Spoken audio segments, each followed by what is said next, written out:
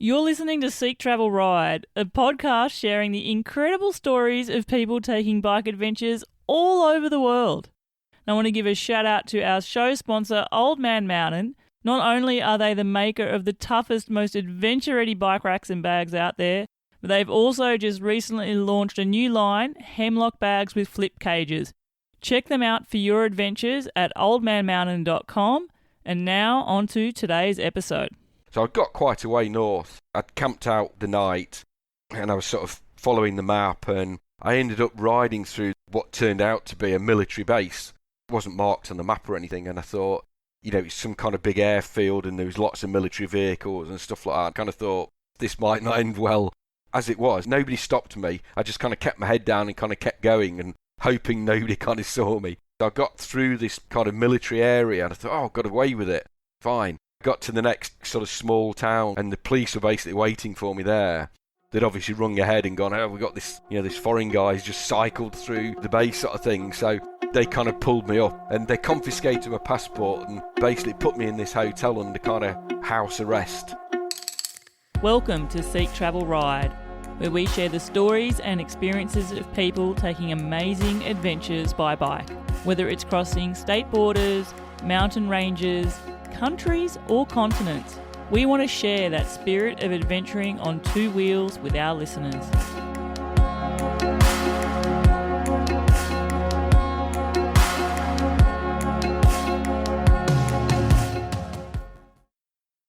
Okay, listeners. Well, I hope you all enjoyed last week's episode where I spoke with Phill Hargreaves and we were talking about his monumental adventure from the UK, destination Australia. But his adventure was so amazing that we got as far as Phill reaching base camp.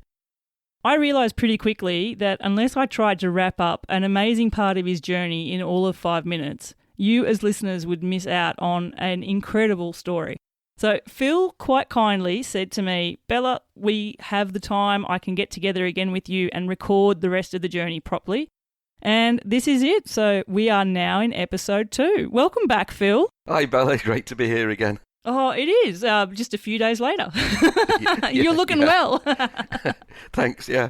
Phill, first episode, we touched on your incredible journey, how you decided to set off on this trip to the other side of the world with your friends, from a trio down to a duo.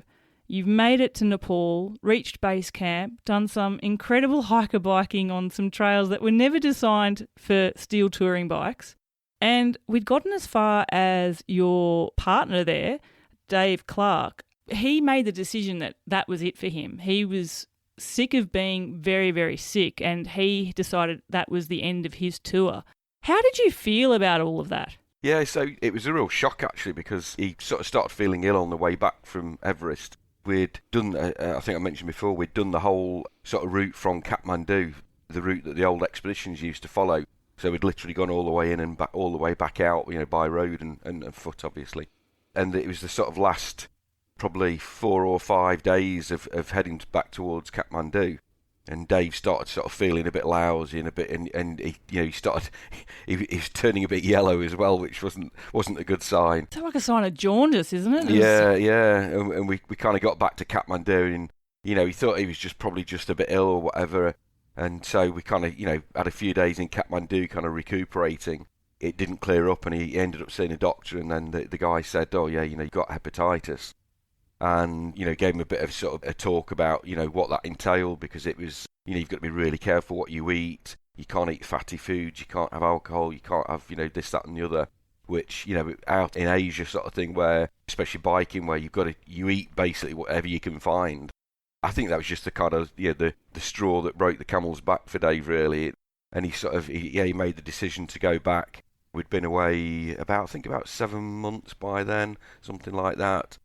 And so he said, I've had enough, and it's not something you get over quickly, hepatitis, it's quite a long haul. And he was also, on top of that as well, he was also getting reoccurring bouts of malaria. He'd got the type of malaria that kind of reoccurs every now and again. I didn't know that could happen. Wow. Yeah. In fact, he had it for a few years, I think, where at certain times of the year or whatever, he'd get a bout of it's essentially, from what I understand, it's kind of like a bad case of flu. and it lasts a few days, and then you kind of get over it. But yeah, so he kind of decided that he'd had enough and he was going to go home. At that point, it was kind of, gosh, and I felt gutted for Dave because he was my best mate. We'd done all these, we'd had loads of sort of, adventures together and stuff. And I was really torn because in one way I kind of wanted to go home with Dave and support him sort of thing, But then I thought, if I go home now, maybe I'll never do this again. This is kind of, life will take over and stuff like that. And I might never get to do this. So it was a really tough call, to be honest with you. And I'd sort of, one of the things on the way back out from Everest as we walked out, well, I think we met them on the way in, you end up meeting up with this sort of crowd or few people who were on the sort of same trajectory as you. You'd bump into them at different sort of tea houses and what have you. And we met a couple of Danish girls who we spent a few days walking in with and walking back out with. And they were heading over to Koh Samui for Christmas. We kind of had this loose agreement, we were going to try and meet up with them in Koh Samui for Christmas. So I thought, in my head, I was thinking, well, obviously I'd never travelled before on my own. I think I mentioned before, I was kind of, out the two of us, Dave was the extrovert, and I was kind of, I wouldn't say I was an introvert, but, we bounced off each other, and I wouldn't say we were insular, but, you have that little sort of that bond between yourselves. So I was a bit unsure about that, but I thought, well, that's something to aim for if I go, and aim to sort of try and get there, which I think it was about the beginning of November-ish, something like that. So obviously it was a couple of months to Christmas, so I thought, well, I'll carry on, and if I end up not liking it, or, I find it's too hard, or whatever, it's something to aim for, it's a target at the end, and then I can go, well, okay, I've done it, I've tried it, I've not liked it, and then I can perhaps fly back from Bangkok or something like that, but at least I've given it a go. And then so kind of I set my stall out like that, and I talked it through with Dave. He was fine. We agreed to sort of, he was going to go back and everything. It was tough. So I'd made the decision to head back down into, or our original plan anyway, was to kind of head back into India, to go down to Varanasi. And then in those days, you used to be able to catch a boat from Calcutta, I think it was, across to Penang or something like that in Malaysia. So that was a sort of plan that we'd kind of come up with. So I thought, oh, I'll carry on with that because I wanted to go to Varanasi anyway. And then literally I can't remember whether Dave had actually flown back by then or whether he was still around. And so I was literally due to go back into India. And then Mrs. Gandhi was assassinated. As I was sort of sorting all this stuff out, this happened. I didn't really put two and two together, but then loads of Westerners were kind of arriving in Kathmandu on buses and stuff. And they were saying, oh, it's just absolute chaos, There were gangs of people going around on the trains and just looting and killing, and it was just horrendous. And so I was like, oh, gosh, right, that doesn't sound good at all. And they were saying, just don't go. And in fact, I think they closed the borders with India, except to foreigners, to stop people coming in, and it was just chaos anyway. So that kind of threw that plan into away. And then it was like, oh, what do I do now? And say loads of Westerners were coming into Kathmandu, so it was kind of filling up rapidly. And so I got chatting to a guy, I think, who talking about going over to Burma. So I thought, oh, that sounds all right, we'll do that, I'll do that. So I ended up with a flight from Burma, from Kathmandu to Rangoon, and you could only get a 7-day visa in those days. So I thought, well, I'll just go and have a ride around, sort of local to Rangoon. I'll just go and have a bit of pootle around there for a week and see a bit of that, and then fly on to Bangkok. So anyway, got the flight, and the flight was interesting as well. It was with the old Biman Airways, I think it was, which was the Burmese airline, which was known across Asia for being like one of the worst airlines. So the plane took off from Kathmandu and got up into the air, and then everybody clapped in the plane. So they were all clapping. We were like... That gives you confidence. Yeah. You're only halfway through this though, right? You got to get back down. That's right, yeah. So it took off safely. And then it turned round, and we were thinking, oh, what's going on now? And it turned round and landed. And they'd forgotten to close the cargo door properly, I think it was. So they landed, closed the cargo door. Well, that fills you with confidence, doesn't it? Yeah, so we're all sitting there, oh gosh, right. And then anyway, it took off again, and everybody clapped again. And then literally, as soon as everybody stopped clapping, they pulled out all the sort of curry towers. I know you've been to India. They have these sort of little sets of pans that they heat up with the curry and the chapatis and rice in. Yes. There were all these people pulling these out of the bags and started cooking on the plane. Oh, hang on, this is passengers doing this. Yeah. Oh, I was thinking it was like the flight attendants. This was passengers, yeah. Oh, Yeah. I love it. So I'll never forget that. And then anyway, we got into Rangoon and landed at the airfield in Rangoon, which then, from memory, I think it was just a little runway with like a mizzen hut on the side, so there was no kind of airport as such. And we got out, and you had to go and get your own bags out of the cargo. Somebody was in the cargo hold, sort of climbed up on a ladder and just sort of passed all the bags out to you. And they passed my bike out, and then we went in and got through sort of immigration, and they said, "Oh, no, you can't ride your bike here. You can't travel independently at all." So they basically confiscated my bike at the airport. So that kind of threw that plan into touch. In some ways, it actually did me a favour because I wouldn't have seen much of Burma anyway. I'd have seen a bit around Rangoon. So went into Rangoon itself, had a night there, and then caught buses and stuff up to, I went up to Mandalay and a few things, Pagan. I think that was on the way up. It's all an area that's not able to be really seen for travellers at the moment. No, obviously. That's right. Yeah, you can't get up there now. I mean, it's really interesting, because obviously, you've got all the war history up there as well from the Second World War.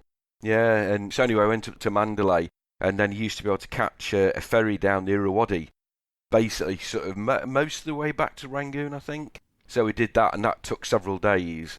And we got marooned on a sandbank in the middle of the river because it was the dry season. The river wasn't very high. Wow. Yeah, but that was Burma then was an amazing experience because it was like sort of going back into the 20s or 30s. I mean, you didn't see none of the men wore trousers. Everybody wore sarongs, and there was no sort of very very little sort of Western influence there at all. Because they did have this policy of kind of isolating themselves from the rest of the world.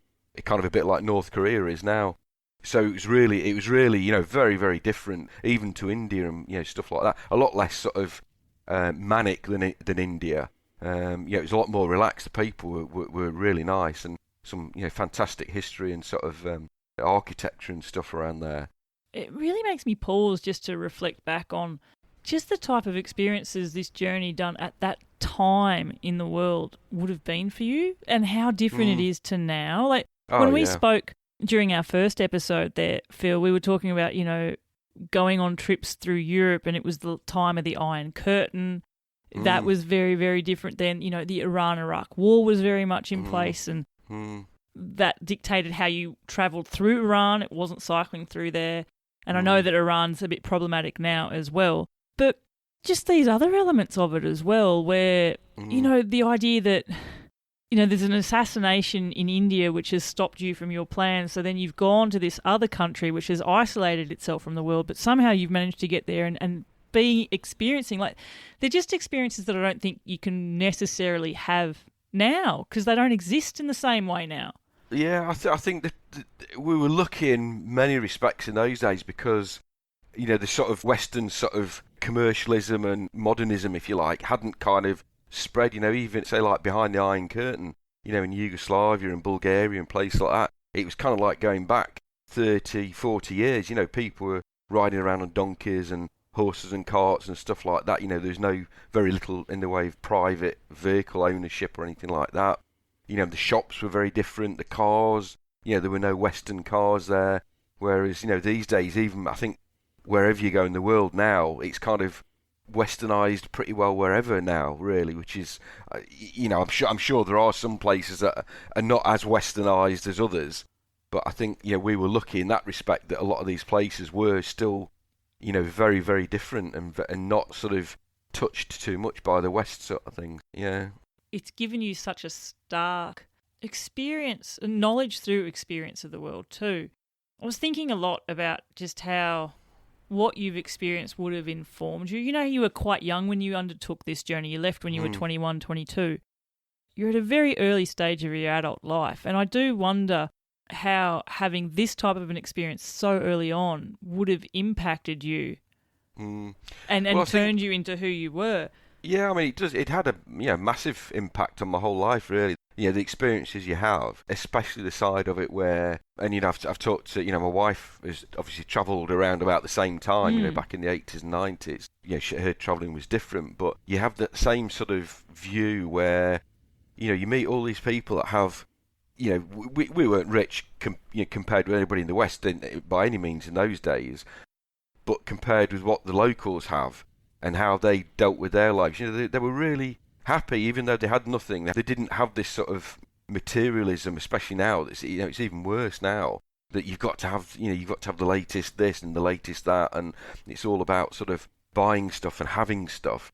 And there was none of that at all in really most of the countries outside of Europe. It wasn't as bad in Europe as it is now, I don't think, but it really opens your eyes as to how little you really need.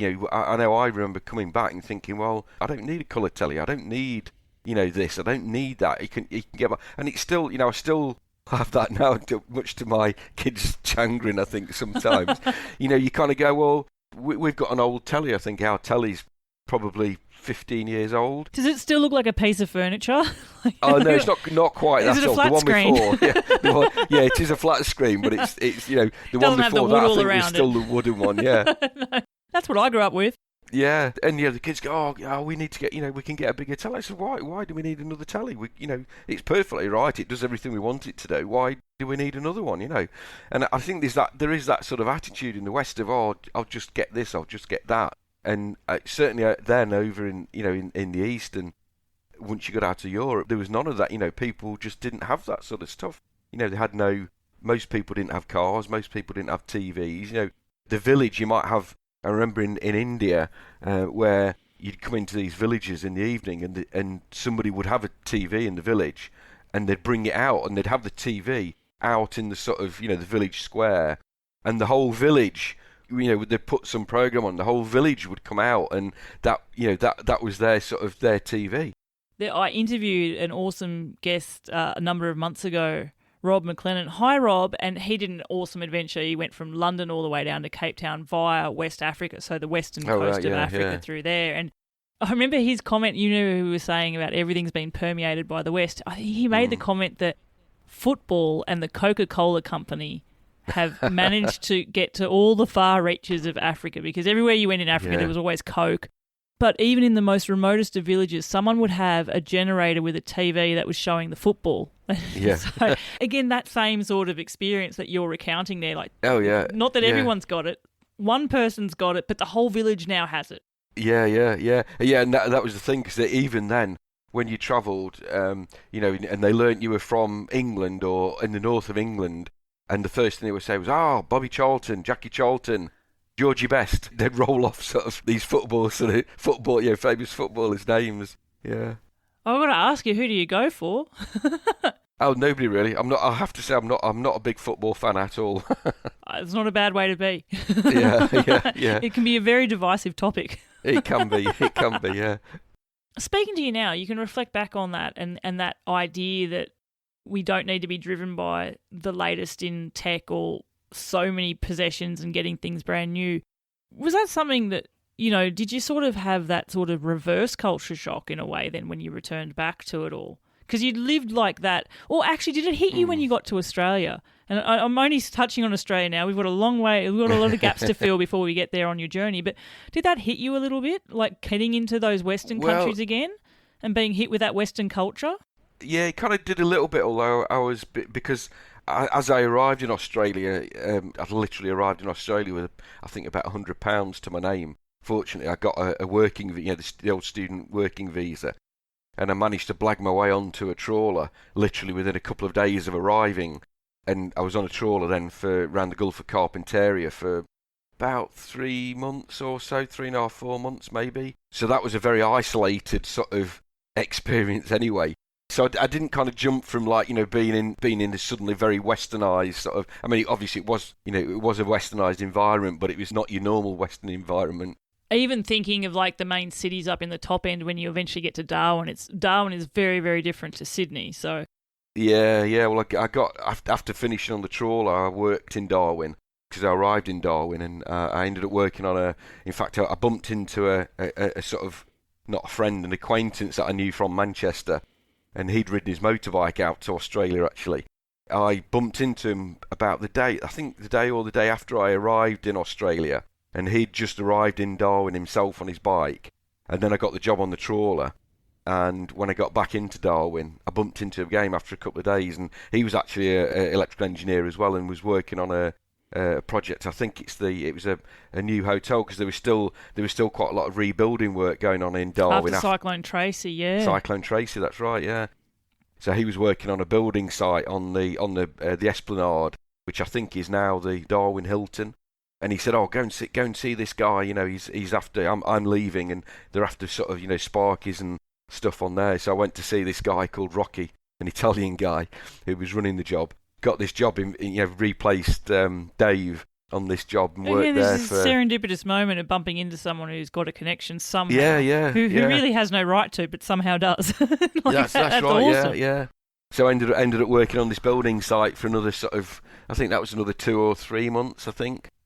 Yeah, basically earning enough money then, because originally the plan had been to kind of head back home from Australia, but ended up earning enough money over there to kind of last me another year. So it was like, what do I do? Do I, fly home with a bit of money in my pocket, or, as I said, when I left Dave in Nepal, I was really unsure as to how I was going to deal with it, because when you're travelling as a pair, it's quite it amazes me actually. I'm quite proud of Jamie for that in many ways, because to travel somewhere, so it's one thing perhaps travelling in the West on your own, but to travel, across a lot of these countries on your own, having not experienced it, it's quite a leap of sort of faith and trust, really, I think, as well, of just to kind of go out, having not had that experience. I was lucky in the way that, I'd been with Dave and we'd done all that together, so you kind of build up that bit of knowledge and experience of how to deal with stuff. But then when you're on your own, you've got nobody to talk to, you've got nobody to fall back on, when you're having a crappy day and you've had the runs, you've got a really bad head and you're just feeling like you want to curl up and die. At least when you're with somebody, you can kind of go, that somebody's going to look after you if it gets really bad. But you don't have that if you're on your own. You've constantly got that in the back of your mind. If something happens to me, what am I going to do? And fortunately, it never happened to me. I mean, I got sick and had various scrapes and things, but you build up that sort of resilience, I think, as you're travelling. Anyway, I carried on, and I actually realised I actually really enjoyed travelling. It was tough on my own, because when I went to Bangkok, flew over to Bangkok and then headed up to Chiang Mai in the north. I think I caught the train up to Chiang Mai. Had a few days around Chiang Mai and Chiang Rai.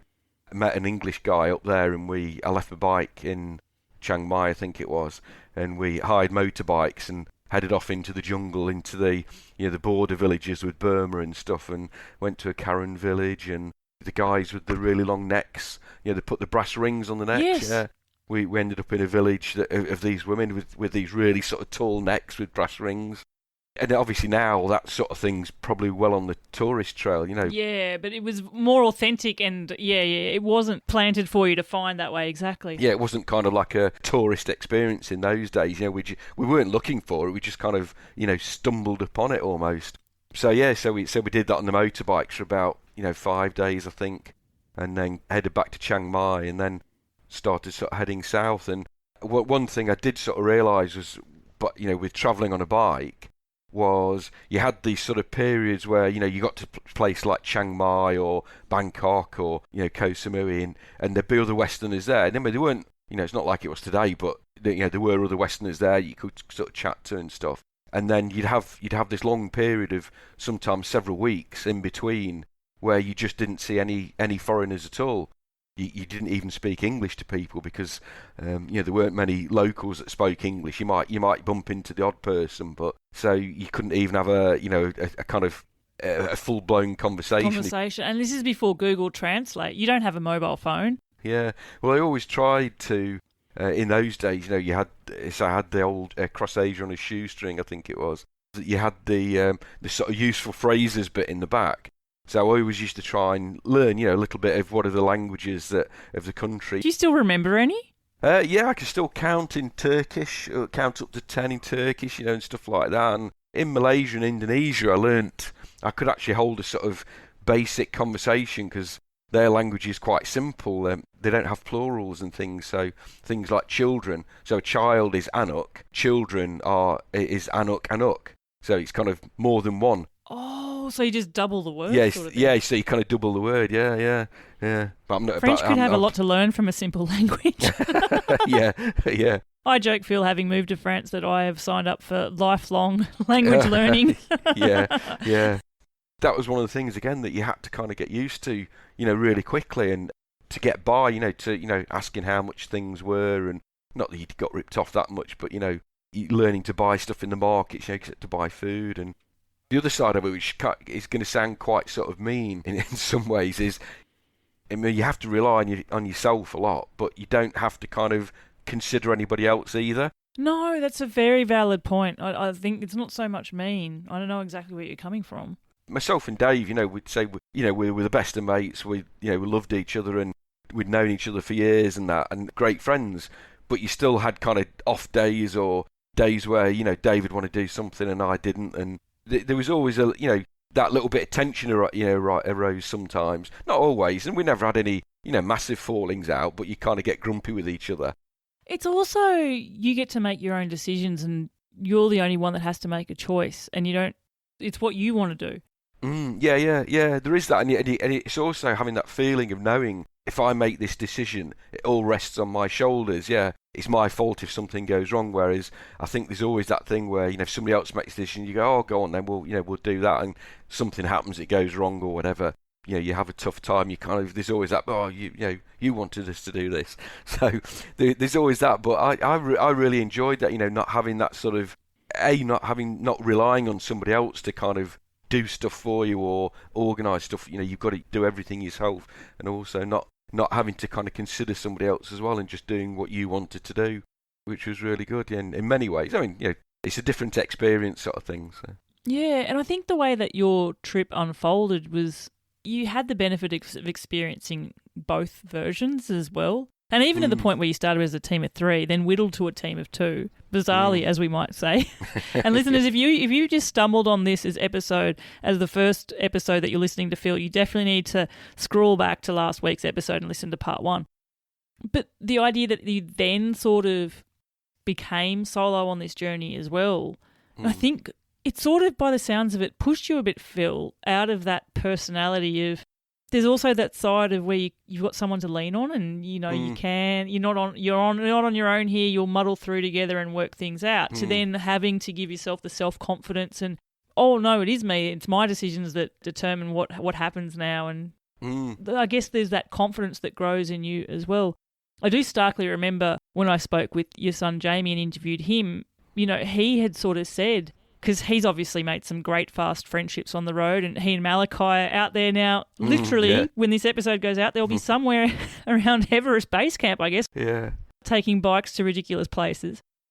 But he had also, he loved his time with others, but he also did yearn to have that experience of being on his own again as well.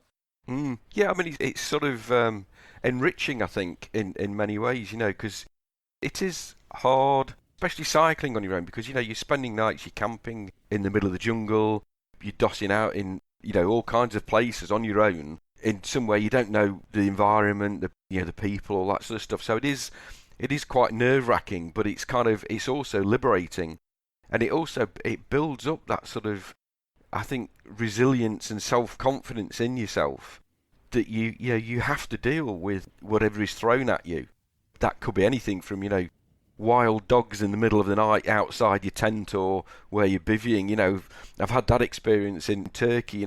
You're camping in a tent and they have the big Kangol sheep dogs, sheep guard dogs. Like the Anatolian shepherds or something. Yeah, with the big collars on to stop the wolves from attacking them, and they are, they're ferocious. What was your strategy to deal with that?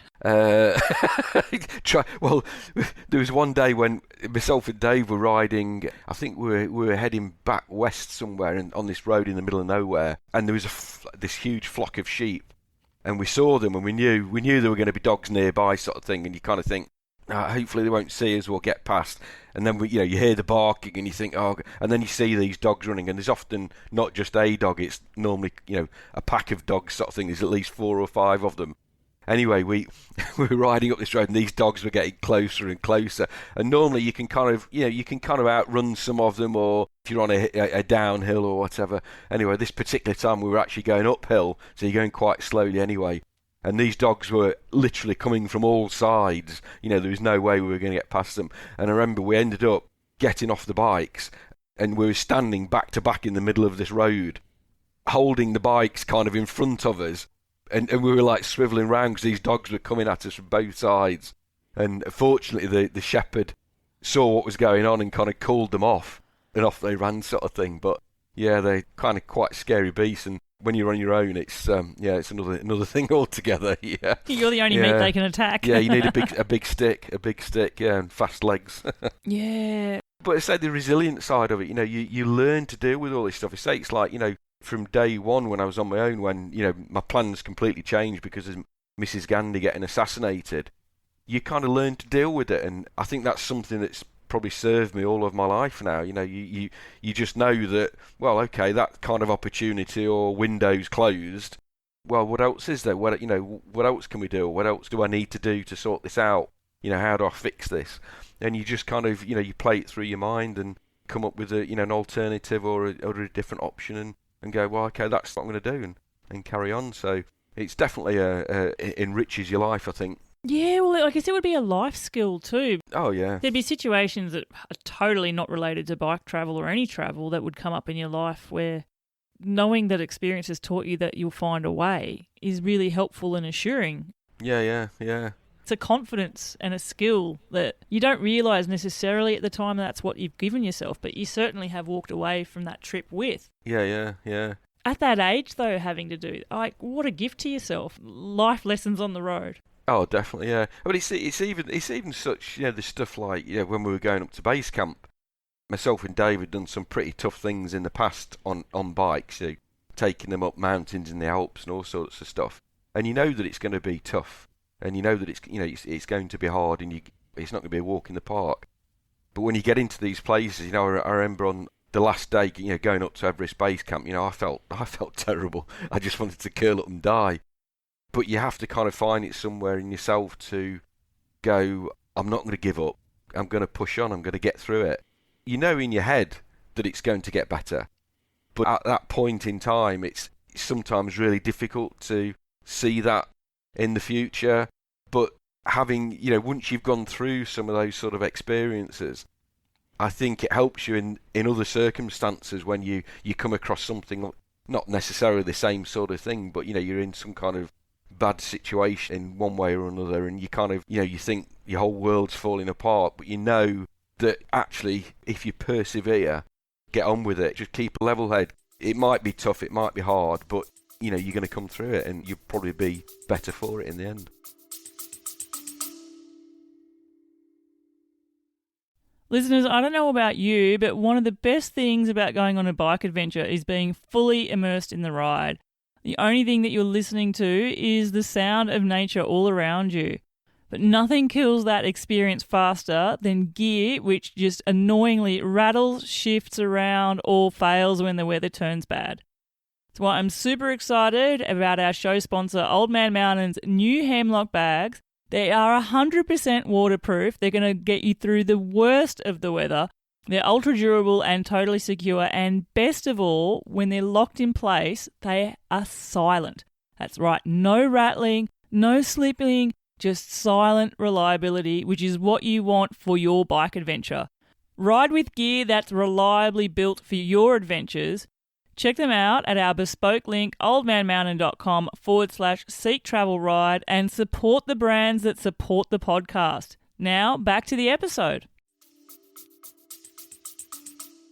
We've spoken about Jamie a bit there and, his way of travelling, and we've also spoken about the time that you were travelling and how different things were in the world. I asked him to send me some questions. He did send me a few, some of which we just answered naturally, but there was one that he asked which is sort of a bit apt in terms of the difference between him and you. And to be fair, you sort of asked this question in reverse to Jamie, but he wanted to know what modern piece of cycling gadget or equipment or gear would you choose to take if you could have taken something from this time and magically have had it with you back in '84? Probably it would be an MP3 player or music of some kind, because we didn't have any of that at all. We had no, until I remember I got to Singapore, and I don't know whether it's quite the same there, but Singapore was always known as the you electronics. You bought your cheap electronics then. And I remember when I arrived in Singapore, the old Walkmans had just come out, so I bought myself this Walkman with a radio, with a built-in radio as well. It had. Gosh, whoa! I know, it's the height of technology. Yeah. And you used to tune in with a little dial, right? that's right. That's right. Yeah. And I thought, well, because I had no music, the whole thing, and I'd always liked music. Used to go to a lot of concerts and stuff, and that was one of the things that I did really miss. Probably none of the other stuff. I still wouldn't. I still travel even now. I don't really like using GPSs. I do use it on the motorbike because it just makes a lot more sense on the motorbike. But on a bike, I still use a map or town signs. Yeah, but Walkman, and I brought this Walkman. I remember getting across to Australia with it, and when I cycled down through Australia through the desert from Darwin to Alice, I had it strapped on my bar bag at the front, listening to tapes, and some friends had sent the old, you used to make your own mixtapes. You did make your, and you used to hate it if the radio station DJ talked used over to the last speak bit, over or right. speak over the first part. I'm like, shut That's up. right, yeah. So friends had sent all these tapes out to me, so I listened to those as I cycled across Australia. Oh, nostalgia. I did all of my exams to my own mixtapes. Yeah. Just a slight tangent, listeners, especially for you who aren't old enough to have gone through this struggle. But I had something fancy where if I held the rewind and the play button down together, it would actually magically stop at the start of a song. It was amazing. Oh, well. Yeah. Oh, I didn't have that sort of technology on mine. It was press and play. Would have been amazing just to even bring music with you, because especially when you're on your own, I've commented with a lot of guests before that sometimes guests will listen, and I've done this myself, if you're a solo and you want conversation, sometimes you'll tune into a podcast because you feel like you're part of a conversation. You don't feel like you're alone. Yeah. But even just the thought of music, that would have been bliss. Oh, yeah. In Singapore, what sort of radio stations are you listening to? I'm guessing, are you listening to songs you even know what they're saying?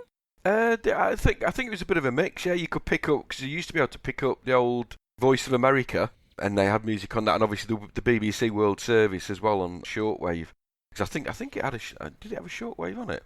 Not sure actually, but I think it was mainly tapes and stuff that I listened to. But yeah, I did pick up radio stations and that where I could. Before getting to Australia, you did make your way obviously across Indonesia, a country with many, many people, a huge population, but made up of many, many islands as well. What was it like? I'm guessing you sort of island hopped your way from the main islands to smaller islands along the way as well? Yeah, when I made my way down through Malaysia and Thailand and Malaysia, and then down to Singapore. And then in those days, so I don't know whether it still runs or not, there used to be you could get a ferry out to a place called Tanjung Pinang, which was like a little island sort of south of Singapore. Back in those days, Singapore was still, it was the old English Singapore. It wasn't the modern sort of, metropolis it is now. There was the old Chinatown was there, and I remember going in the Raffles Hotel and having a Singapore sling in Raffles Hotel, which was the thing you did when you got to Singapore in those days. So I caught a ferry across there, and then from Tanjung Pinang, there used to be this, I think it was a weekly service on this very rickety boat to a place called Pekanbaru, which was kind of inland in Sumatra, somewhere in the middle of Sumatra. So you spent about 3 days on the boat, and there were no facilities on this boat. It was very basic. There was it was a sort of multi-story boat, quite narrow. Like a longboat? Yeah, kind of long. It was kind of long and sort of tall, and there was beds inside. And there was myself and a couple of other Westerners that got on it, and we ended up staying on the top, basically on the roof, out in the sun, and there was no kind of restaurant or anything like that on it. So you had to have your own enough food for 3 days. So we'd all got on with all this stuff, and of course you never have enough food because you're sitting around doing nothing, and you always start eating more than you've got.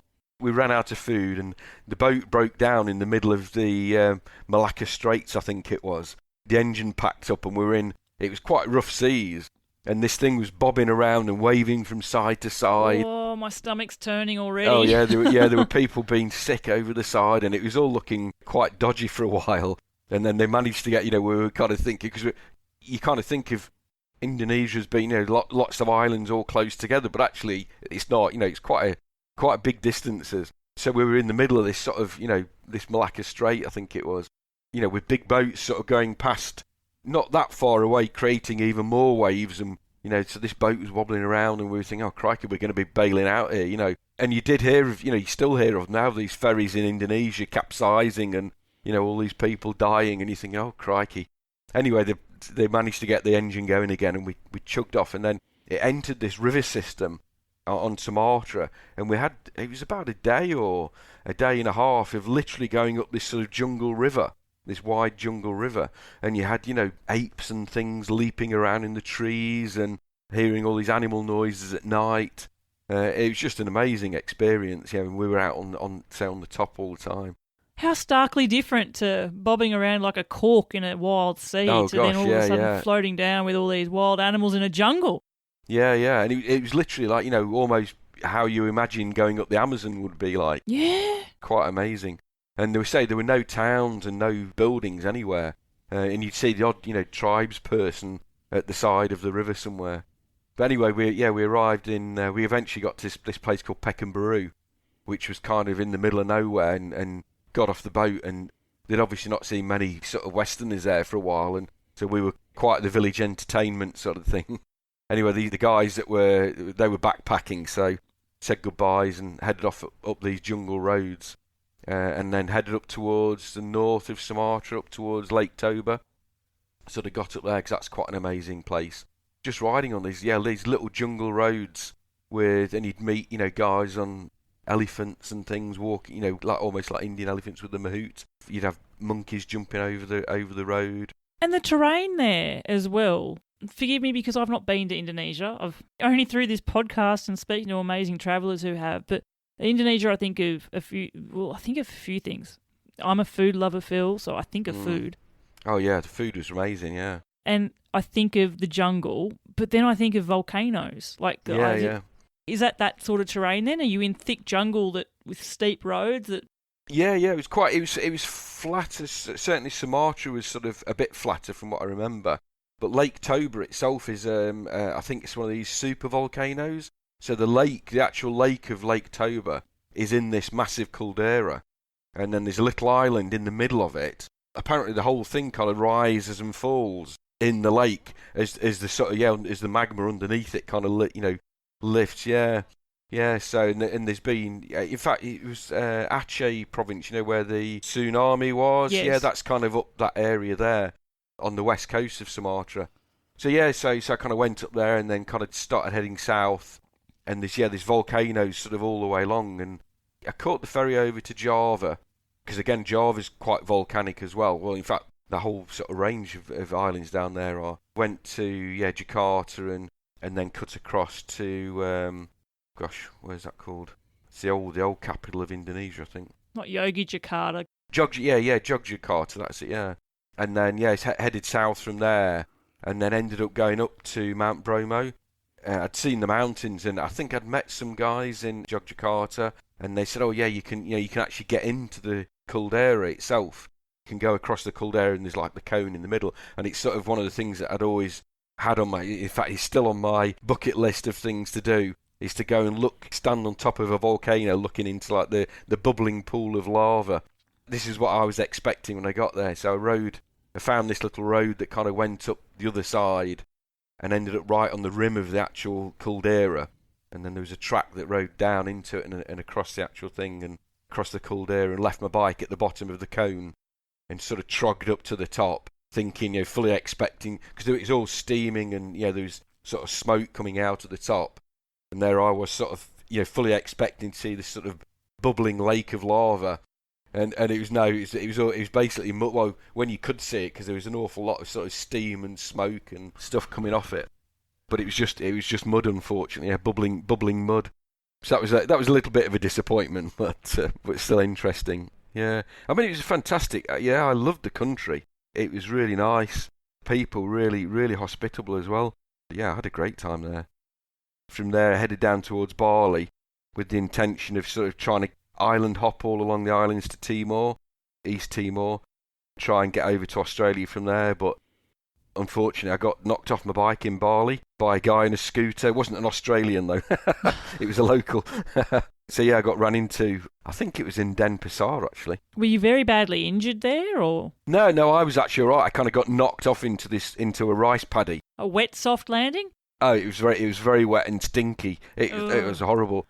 Covered head to foot in mud and bits of rice, and pulled myself out and thought I'd got away with it because he'd hit the sort of side of my bike. Fortunately, not going that fast, he managed to slow down, but it kind of twisted the frame. That and the fact that I was kind of running out of money as well put a bit of a stop to, I thought, well, I can't ride this now anyway. The whole bike was completely out of a line. Was that it for the bike then? Like, were you able to get it fixed? No, well, unfortunately not. Good old Mercy and Steel lives again? Yeah, when I got to, I ended up flying to Darwin. I thought, well, I can't ride anymore. And I say the fact I was kind of running out of money as well kind of sealed the deal, really. And I thought, right, I'm just going to have to get a flight into Darwin, try and earn some money in Australia. Packaged the bike up and everything and flew into Darwin. Say literally, as I said before, I arrived at Darwin and went and stayed, I think it was called Lameroo Lodge in the centre of Darwin. Somebody had told me about, I've met all these Aussies going down through Southeast Asia, and they said, if you're going to be in Darwin, get a job on the trawlers. It's good money. And I say I arrived with probably about £100 to my name, so I couldn't afford to buy a flight home anyway. So I thought, right, I'll go and try and get a job on the trawler. Literally the sort of first day I was there, I went down to the harbour in Darwin and just went along the sort of boats that were at the quayside and sort of said, have you got a job? Have you got a job? And I think the second or third one I came to, the guy was, oh yeah, we were after a deckhand. Have you worked on a boat before? And of course, never been on a boat before in my life. The only boat I'd ever been on was the cross-channel ferry when I set off on the trip. And then the one that got stuck in the Malacca Straits. Come on now. Oh yeah, that's true. That one as well. Yeah, that one as well. Yeah. So I thought, well, I really need this job. I blagged my way on and said, oh yeah, I've got an uncle who lives in Hull. He's got a trawler and I've been out in his trawler. And he went, oh right, go and get your stuff. We're sailing in an hour. So I ran back to Lameroo Lodge, had a word with the guys there and said, look, I've got this job. Can I leave all my bike and all that stuff here? And they said, oh yeah, it's fine, no problem. Chuck it in his storeroom sort of thing. Sent a postcard to Mum and Dad saying, don't panic, going to sea, you might not hear from me for a few months. Sent that off to Mum and Dad. Packed a few things and went and got on this boat. And literally, I jumped on the boat and literally they threw the lines off and we sort of set sail. Literally as we were kind of pulling out of the bay, the ship's engineer, who was from Hull, of course, came over and was, oh, I've heard your uncle's got this boat in Hull. What's his name? What's his boat called? And then, because I was going, oh no, I've been, my cover's blown. What are the chances? Yeah. So I said, I was kind of, and he went, oh, you're bullshitting, aren't you? Typical, say, Aussie sort of style. And I was like, oh yeah. I could just picture the accent that's said with. Yeah. And he said, it's all right, I won't say anything, don't worry. And he was a really sound guy. She'll be right, mate. Yeah, really sound guy. And so I ended up on this boat for, 3 or 4 months. We sailed round to the Gulf of Carpentaria for banana season, it was called. The banana prawns. Because it's a prawn trawler. Yeah, it was a prawn trawler, yeah. So, you know what prawns and shrimps are in the UK, so these things that, you catch over there, I'd never seen anything so big. Yeah, banana prawns are huge. Yeah. Did it put you off eating prawns? No, it didn't actually. I quite like them actually. Yeah. We'd eat them fresh, sort of straight out the sea. We'd have barbies and the fish and stuff. And I was never a big seafood sort of fan, but it was something different on the boat. Totally different. The boat was the Thurburn Bluff part of the Lombardo Marine out of Fremantle. They were based. Fremantle's an awesome place. Did you ride to Fremantle? No, unfortunately, I never got to West Australia. Still on your bucket list? Yeah, another place. Yeah, that was a whole other experience on the boat. It was like the Wild West. It was just unbelievable. And we got on this. I don't know whether I should say this really. We got on the boat, and the captain was called Muzzer. That's such a great Aussie nickname. Hey, Muzzer. Yeah, it was just like the Wild West, and so we got on, and the captain had got on with this. Basically a bag of weed, like a shopping bag of weed. This was supposed to last for the banana season, to keep him going with the banana season. There's 6 or 7 of us on the boat all together. There's ship's engineer, a cook, a couple of deckhands, a mate, dodgy pom. Yeah, dodgy pom, yeah. A lying pom. And we got on, and so the first sort of, it was about, I don't know, 5 days or something, it took us to sail, to basically steam round to sort of the Gulf of Carpentaria. We were smoking this stuff all the time, and we ran out after about a week in the Gulf. We'd run out of this stuff. How long was it meant to last? Yeah, and the captain, Muzza, basically got like the DTs. You know, he got the shakes, he couldn't do anything, and the company hired a plane to fly out from Darwin, and they found a boat in the Gulf of Carpentaria, and it was like a little light aircraft, you know, and this plane, the window opened on this plane, and they had a boy tied to a bag of dope that came flying out of the window. We had to go and fish this thing out. And then that kind of kept him going for the next month or so, whatever it was. And so there was that, and we had every week, I think there were 4 or 5 boats, I think it was, in the fleet. Every sort of week or 10 days, you know, we'd all meet up in some place in the middle of the Gulf. So you couldn't see land anywhere. The first boat would drop their anchors, and then the other boats to kind of tie off the back, and you'd meet in the middle. You go over these kind of rope bridges between the boats and get in the middle, and you'd have this massive party, and all of the captains were like just raging alcoholics. You know, they'd drink bottles of whiskey a day, no problem at all. And so these parties, I mean, you can imagine they were just really wild. Debaucherous. Oh, yeah. If you fell asleep, if you passed out through drink or anything, you'd wake up with half your hair cut off, or an eyebrow missing, or greased eyebrows, or all sorts of things. That's such a different experience altogether, isn't it? You've had so many on this trip. Oh, my goodness. The funny thing was, they used to tie off the back of the boat, so you'd still have, which was just news to me, you'd still have a current, you know, when the tides came in and out. So the tide would still be flowing past the boats, even though you were in the middle of the ocean, because you were obviously, you know, we'd drop the anchors. And then as people got more and more drunk, you know, often people would fall off the boat, or they'd fall off the ropes, because you'd have to go between the boats on these sort of like a rope bridge, hands and feet sort of thing, and people would fall off. The captain told me this story once about some guy who fell off, and they saw him getting taken by a was it a shark or a squid? I think it was a giant squid. That he reckoned. I don't know whether that was actually in the Gulf or whether that was on the East Coast, because he'd fished around various places. Of course, there was salties up there as well, saltwater crocs, sharks, and all sorts of stuff. That's a big firm no for me. Oh yeah. So on the last boat, they'd tie they'd throw over a length of rope with buoys tied along every few metres to keep it afloat, so that if you fell off and you were compass mentis enough, because you get, you know, these were big boats. They weren't like kind of small, you know, small trawlers. These were big boats, and you'd get washed past all these boats, and then if you got to the end boat and you were able to, you could at least grab hold of this rope and kind of pull yourself along the rope, and then there'd be a ladder on the back that you could kind of climb up. So yeah, it was all very leery. Again, stuff that none of us we'd all be oblivious to these sort of things ever occurring. Oh no, I mean, another story. So we had guns on the boat. This was before, you know, the gun laws in Australia changed. Yeah, well, that didn't come in until '96. So we on the boat.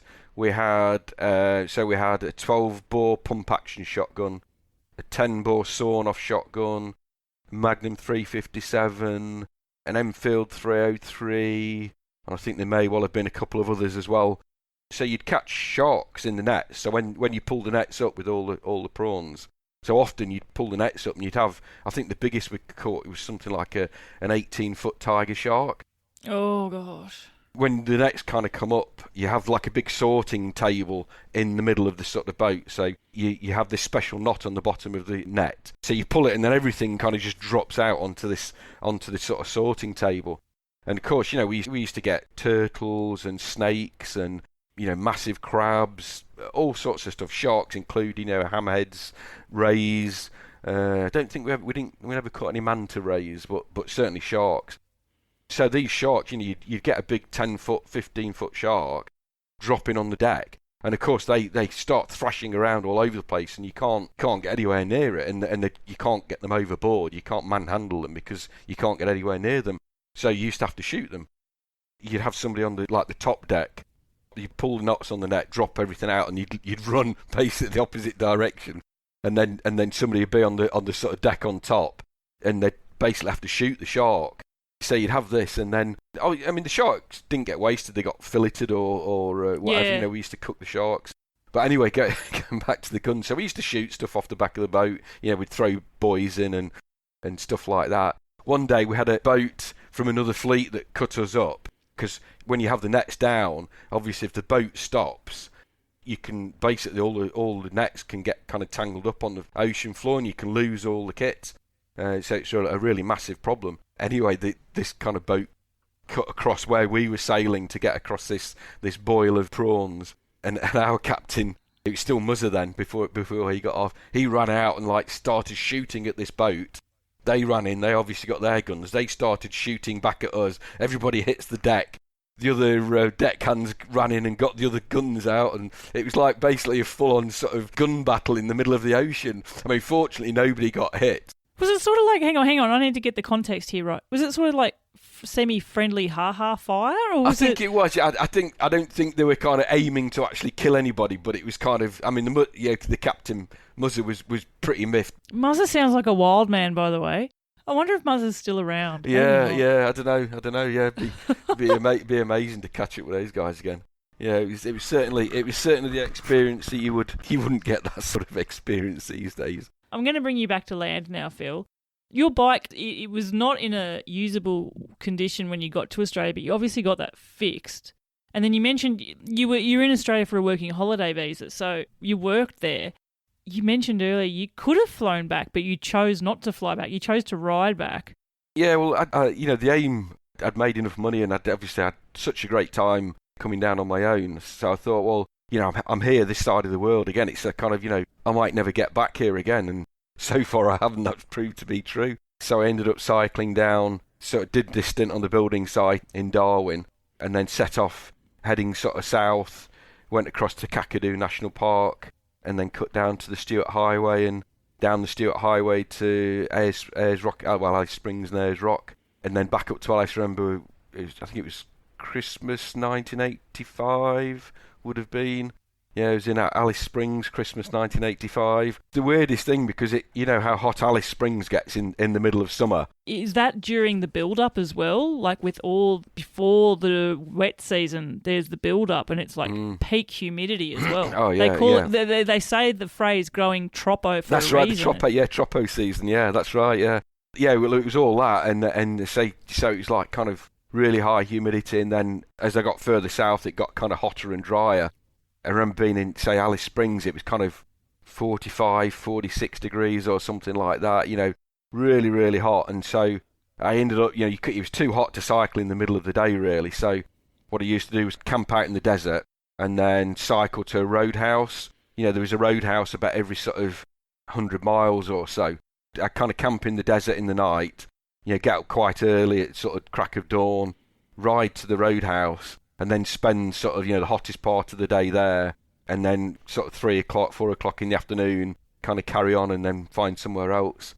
But then when I got to Alice Springs, so on Christmas Day, and they had, it was all like decorated for Christmas, and they had all these sort of cardboard kind of cutouts along the road of things like snowmen and stuff like that, which is, it's kind of like the last place on earth. Still do. Yeah. But you still do. Really? Yeah. That's and amazing.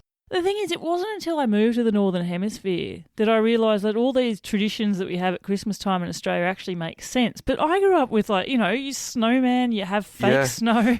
Yeah. There's Rudolph, there's Santa. And he's kind of like the last Australia place on in most Earth. places is, 30-odd degrees and really, really warm. Yeah, It's summer. Yeah. So I remember finding that really, really bizarre. So hang on, that was 83. So did you start your cycle back then in 83 or no, not 83, 86. Sorry. So 85. So that was 85. Yeah, that was Christmas 85. So from there I headed kind of down to, across to the East Coast. Got a bit bored of the hot weather. Yeah, the hot weather and the sort of seat. Yeah, it's kind of stunning, the desert in many ways. But after about a month or 6 weeks of it, it was same. So I kind of rode. And again, the other thing, you get to Alice Springs, and I was thinking, Alice Springs, this is where Ayers Rock is. No, it's like 500 kilometres away. Yeah, that's right, it's miles away, yeah. So I'd cycled out to Ayers Rock, and took my bike up Ayers Rock, which, I know Ayers Rock, the whole thing is different now, Uluru, yeah. Uluru now, it's a traditional sacred site. with the First Nations people there. So no, there's definitely no taking a bike on the rock. You're not even walking on the rock. So yeah. Yeah, that's right. Yeah. But in those days, obviously, it used to be a thing. Yeah. So anyway, I went back up to Alice Springs, and then I thought, I've had enough of the desert sort of things. I'll catch a bus. So I'll catch a bus. I think it was to either Mount Isa or Cloncurry. Can't remember which one. And it was about certainly over a day on the bus, 24 hours, 36 hours, or something like that on the bus. And I thought, by the time I get over there, it'll be, the scenery will be different. It'll be, nicer. And Cuss got there, got off, and it was exactly the same. It was, just the same scenery, really, just as hot. Just think, though, 36 hours on a bus with the same scenery. How many days on a bike? Oh, yeah, well, exactly, yeah. So I ended up cycling to the next town. I had a day cycling, and I thought, stuff this. And there was a train line there. I think that might have been Mount Isa. And then, so I got on the train and had another, I don't know how many hours on a train to get further across east to somewhere, and then headed up through the Atherton Tablelands up towards Cairns and Cape Tribulation. It's definitely not arid desert there. No, it's completely different. Yeah, amazing. Lush tropical green. Yeah, and then sort of followed all the east coast down to Sydney. What a journey! Were there many other touring cyclists in Australia? I met a guy, a Japanese guy on the Stuart Highway. He was heading down to Adelaide and spent a couple of days cycling with him. In fact, he came up Uluru with me as well with his bike. But no, not really. I don't recall seeing many others at all.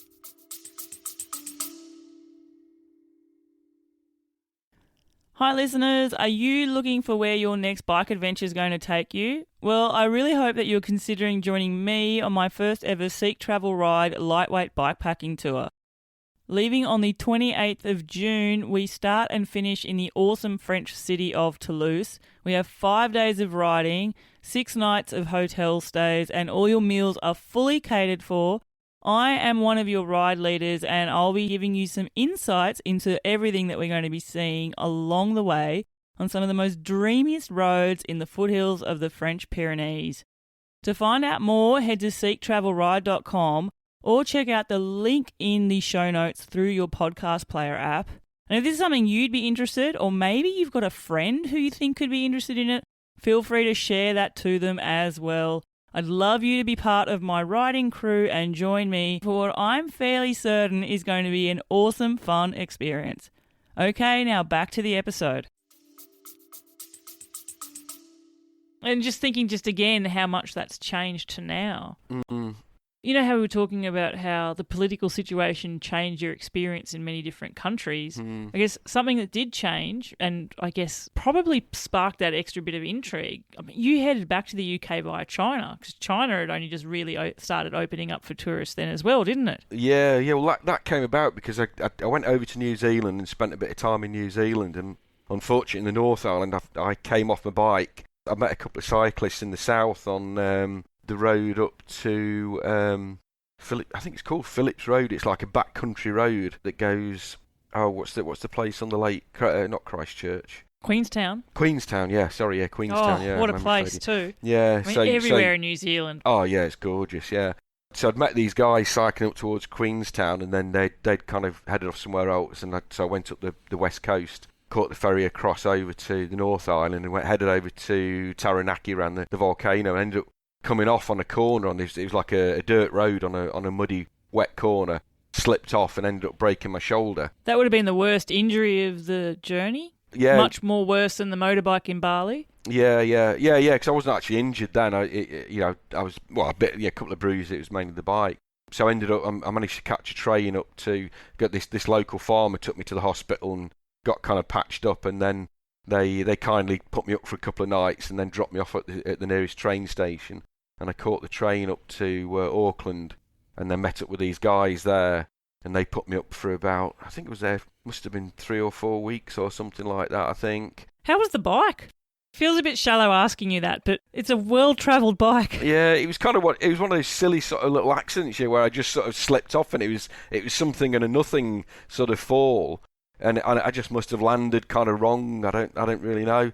So I spent a bit of time in Auckland with these guys, and while I was there, I met somebody. I think because in my mind I was kind of thinking, I'll go over to America I've got relatives in America, so because that was the original journey. Yeah, that was kind of my original idea, was to head over to America and, cycle across America and go and see my relatives and then kind of head back to the UK from there.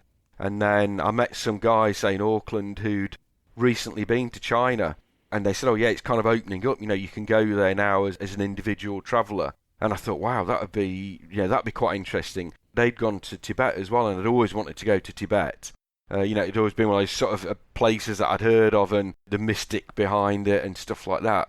I managed to be able to sort of flight back out to Sydney and then up to Hong Kong, and then caught the boat down to Macau. I don't think you could actually enter from Hong Kong, but you could enter from Macau. So I caught the ferry down to Macau and then cycled in through Macau. And that was, going through China then was, because this was sort of early '86. It was how you imagine, all those old pictures you see of China in the Mao sort of era. Everybody was wearing the blue Mao suits. They were opening up. It was still very early days. It was just very, very different. There was nothing Western there at all. No English signs. Couldn't buy maps even. The map, in fact, I've still got the map that I bought. I bought it in Hong Kong. It was literally a wall map of the whole of China. And that's what I used for sort of navigation. I think I had a compass and this map, and it was all in Chinese. There was no English on it at all.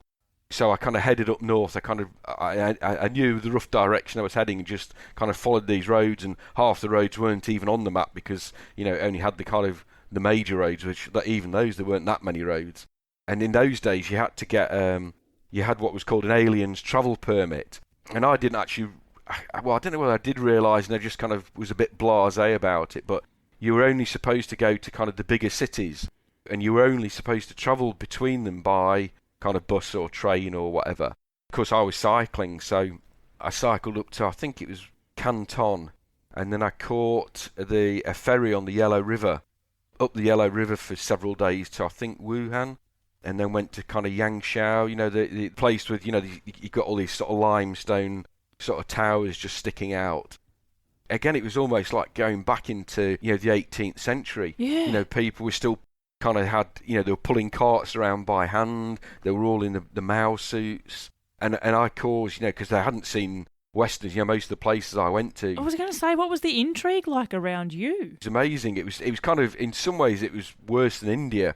We used to have this expression in India, if you ever stopped in a village in India, we used to call it the spray-on crowd. Within seconds, you would have hundreds of people kind of round you. And it was a bit like that in China. It was really difficult communicating because Chinese is that sort of language, you can't look at it on a piece of paper and go, oh, I can kind of... No, well, the alphabet's different as well. Yeah, I can't even attempt to pronounce that. And, I did try to learn some Chinese, but it was really difficult communicating. And obviously there was no tourist infrastructure whatsoever. There were very few hotels to stay at in the towns. There were some, obviously. Were there issues there as well? Because I know that, currently, I know that it can be problematic for some people staying in hotels as a foreigner. It's tricky. Yeah. You have to be registered, and then the police often get called. And yeah. I've been watching a great Irishman making their way across to Australia now. Hi, Fergal. Oh, yeah, Aussie to Rossi, yeah. Or Rossi to Aussie, yeah. Yeah, Rossi to Aussie, yeah. Exactly. He's a legend. And, gosh, he's gone through some grim times, yeah. like the grim cold, but some amazing experiences. Yeah. But, yeah, I've seen sort of his experience play out there as well. Yeah. Did you have something similar? Because you're early days. Yeah. So I camped quite a bit of the time and tried to kind of keep out the way. So every time I did stay in a village or a town where I did find a hotel, you get a visit from the police. You couldn't communicate because there were very few people there that spoke English at all. So they'd disappear with your passport, and then you didn't know what was happening with it. And then often it took ages in the morning to kind of find the police station.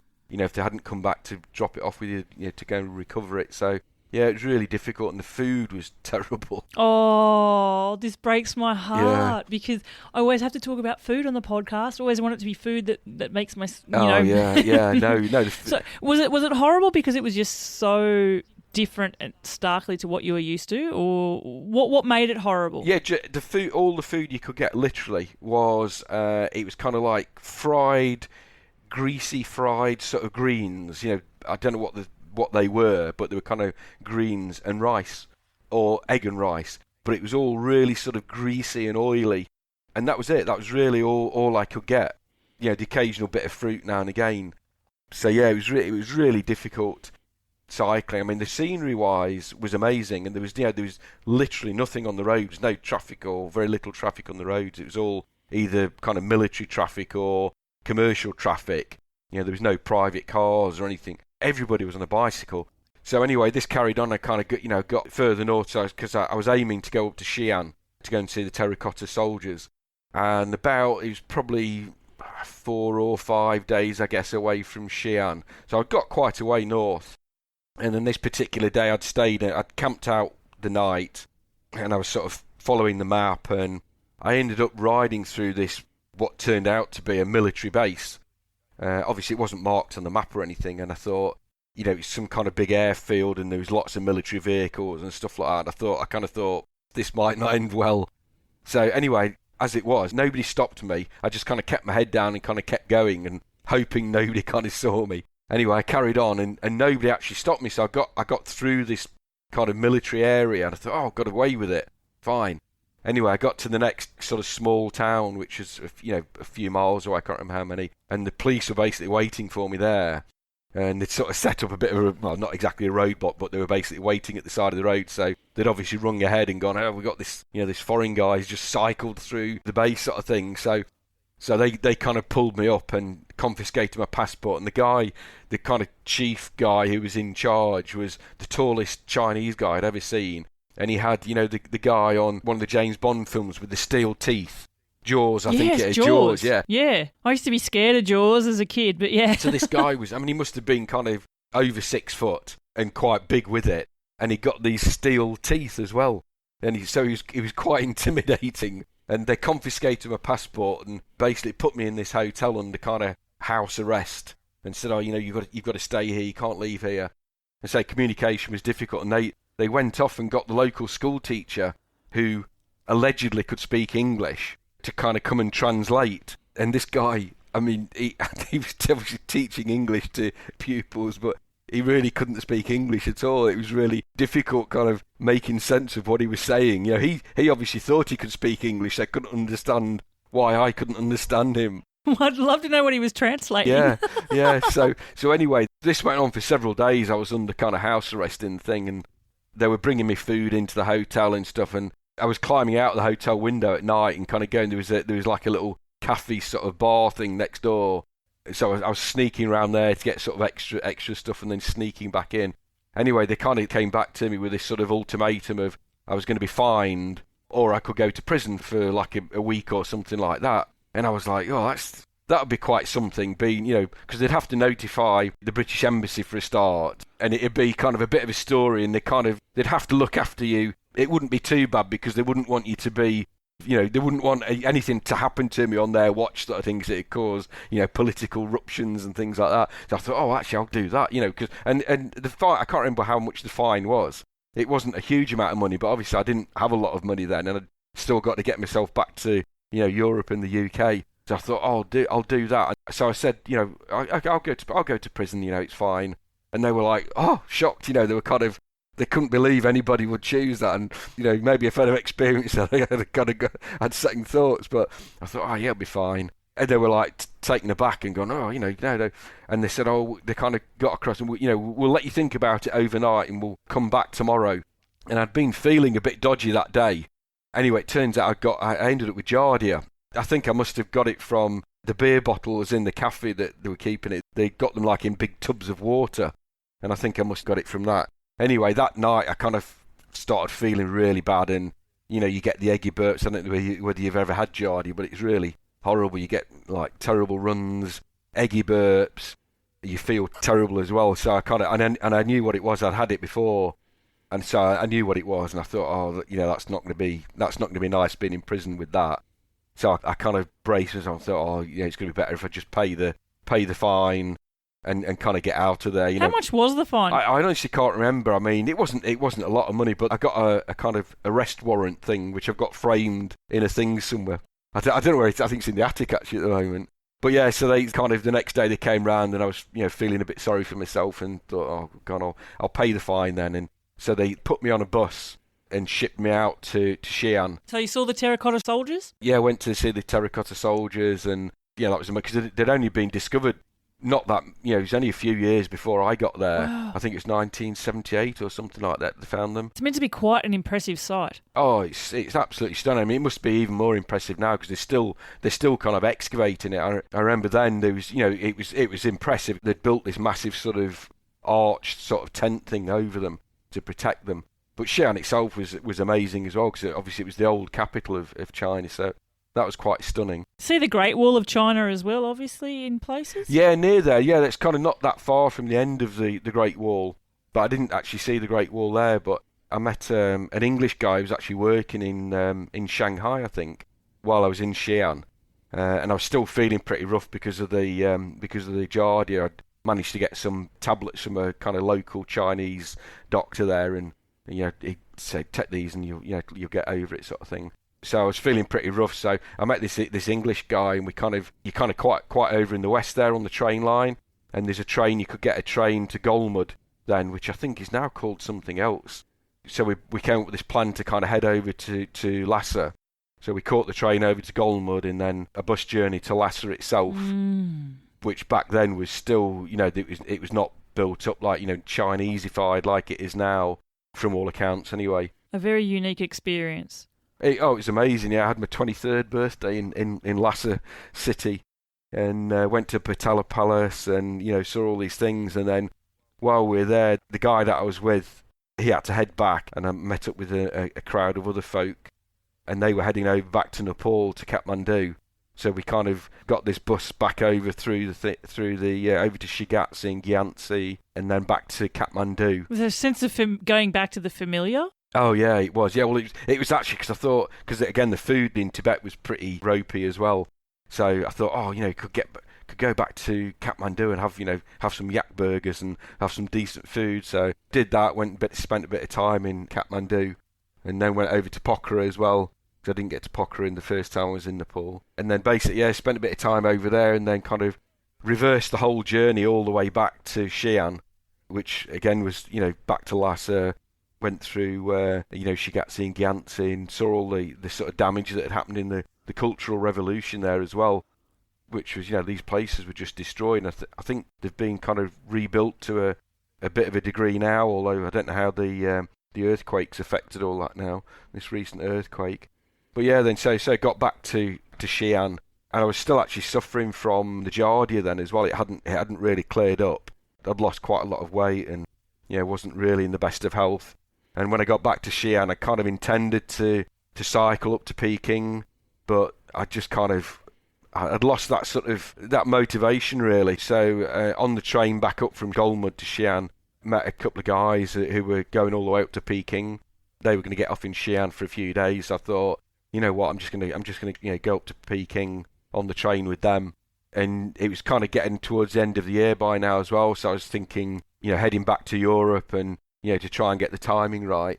So, spent a bit of time in Peking itself, went up to the Great Wall and, saw Tiananmen Square and the Summer Palace and things like that, which was, again, back then, it must be very different in Peking now, or Beijing now, to what it was then. It was still, kind of as it was in the 50s, it was a big place for China, but nowhere near the sort of size it is now. Again, there was there was no private traffic. Everybody was on bikes. The roads were just absolutely crammed with bikes.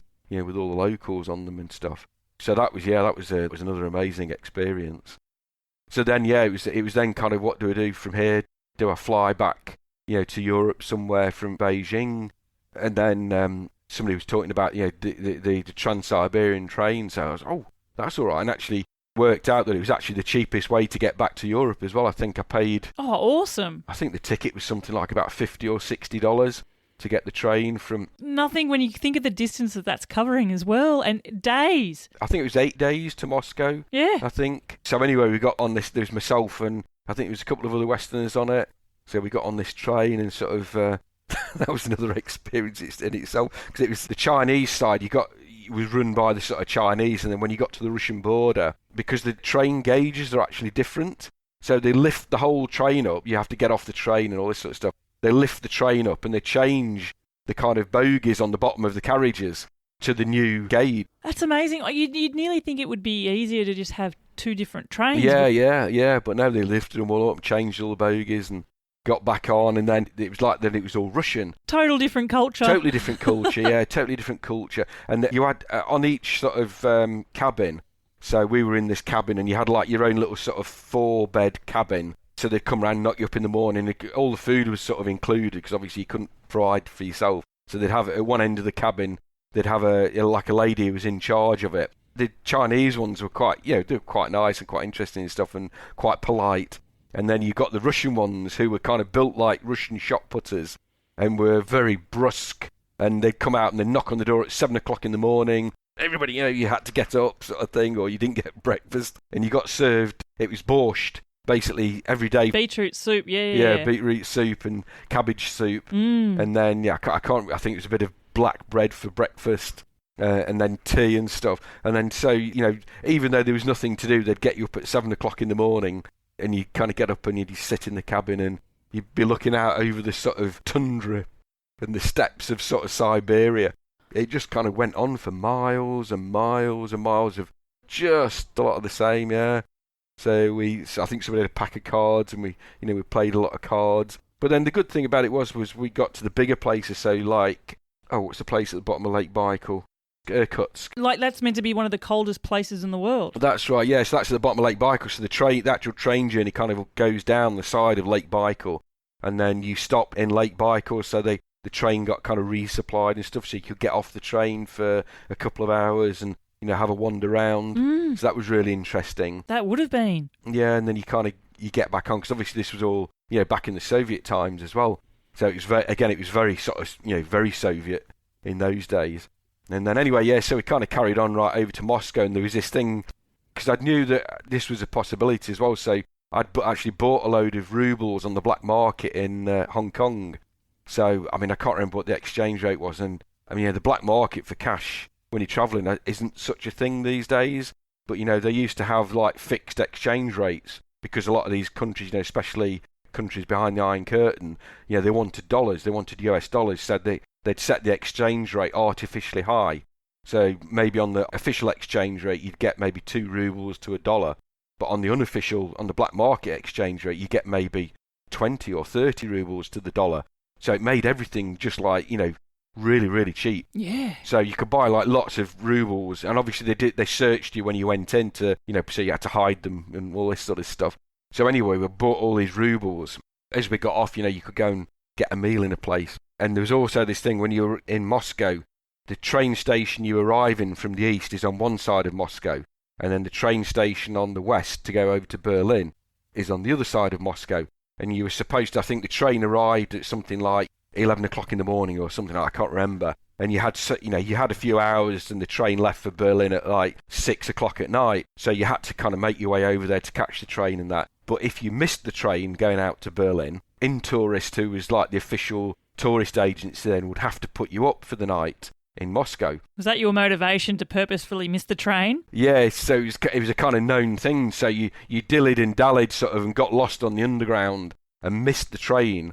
So then you had a whole day in Moscow. You had the whole night, and then all of the next day in Moscow before the next train went out at 6 o'clock the following night. So myself and there was a German girl and I think a Danish lass as well, who were on this train, and so we missed the train. The train out to Berlin, and we got put up in this hotel just off Red Square, and they'd also got these rubles and stuff. So we went out that night. I remember we went out and found this restaurant around the back of Red Square and dined on caviar and pink champagne. The most luxurious meal of your trip. Oh yeah, I'd never had caviar before. Have you had it much since? No, I haven't actually. No, I think there you go. Maybe the one and only time I've had caviar. Hopefully, had a few bubbles since then, though. Oh yeah, bubbles, but not caviar. But yeah, so we kind of lived it up in there and went to see the St. Nicholas in Red Square, the cathedral there, and went to see Lenin in his because the mausoleum's there, yeah. So he was I don't know whether he's still in there, but that was kind of a bizarre sort of thing, yeah. And then there used to be a shopping centre just off Red Square as well, like an old kind of Victorian age, like on levels, I think it was. It was sort of reserved for kind of the elite, so it was all shops with kind of luxury items in. which only Westerners and the kind of Russian elite could go to. So we went there, and I remember I brought a bearskin tank commander's Russian hatch, which I've actually still got. Spent my kind of rubles on that. So then we had the day in Moscow, and then train went through sort of Poland and Gdansk, and we could get off there as well and have a wander around for a little bit. And then ended up in Berlin. Of course, then it was still, the Berlin Wall was still there. So you arrived in the east, and it was still, a lot of it was still bombed out. Still ruins and stuff. And I remember, we had to ride from the station to Checkpoint Charlie, which was the kind of, the crossing point between east and west. People talk about Checkpoint Charlie. In fact, I went to Checkpoint Charlie on my last trip coming back from Georgia a couple of years ago. And now it's like, you've got a Kentucky Fried Chicken and a McDonald's on one side, and it's a kind of this sort of tourist thing. But in those days, I remember it being a really intimidating place, because there were all these armed guards, and, the wall ran right up to it. And on this side, the eastern side of the wall, were still all these old sort of buildings from the Second World War that were kind of bombed out, and there was still that sort of almost no man's land in between, the two checkpoints. And, you had to get your passport, and, you'd have a Kalashnikov in your face and stuff like that. And it wasn't a welcoming sort of thing when you arrived on the western side. There was still, they thought you were a Russian spy, and, what are you doing here and all this sort of stuff. So there was all that. And then obviously you get into West Berlin, and it's like, gosh, it's just completely different to the eastern part of Berlin and Moscow and stuff. It was, because obviously they wanted people to be there, because it was like a little island. I think people forget that Berlin was like this little island in the middle of East Germany. Berlin wasn't kind of part of the West then, it was like this little island.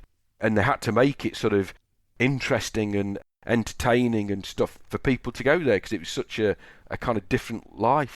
And I remember thinking, I don't think I really realised that at the time. And I kind of went to go and think, I'll cycle back from Berlin now, I'll kind of right. But I couldn't, because there was one road, I think, linking like East Berlin with West Berlin. It was a motorway, so you couldn't cycle on it. So I had to then catch a train from West Berlin up to Denmark, near sort of the Danish border, and then get off and then cycle from there. In fact, the Danish girls or one of the Danish girls that we met in Nepal, who we met again in Koh Samui, one of them was back in Denmark then, and kind of kept in touch with them over the years. So I kind of headed up to her, and what was her name? Hannah Brandt.